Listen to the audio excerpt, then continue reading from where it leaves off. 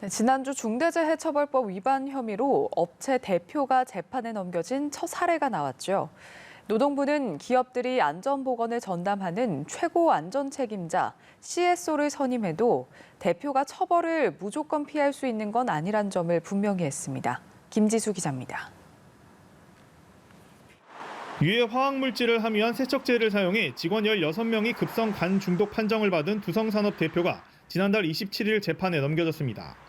올해 1월 중대재해처벌법 시행 이후 경영 책임자를 기소한 첫 사례로 지난 4월 지방노동청이 검찰로 넘긴 사건입니다. 중대법 적용 1호 사건 삼표산업 채석장 붕괴 사고도 최근 대표가 기소 의견으로 검찰에 송치됐습니다. 법 시행 이후 국내에서 사망사고 건수는 247건, 사망자는 259명으로 노동부는 지난달 23일 기준 총 83건을 중대재해처벌법 위반으로 수사하고 11건을 검찰에 넘겼습니다. 노동부는 기업 대표가 최고안전 책임자 CSO를 선임하고 본인은 관련 내용을 모른다고 말하는 일은 없어야 한다고 강조했습니다. 그간 처벌 대상자인 사업주 또는 경영 책임자 등에 대한 논란을 염두에 둔 것으로 대표가 처벌을 피하기 위해 안전보건만 전담하는 CSO를 선임하는 경우는 인정할 수 없다는 겁니다.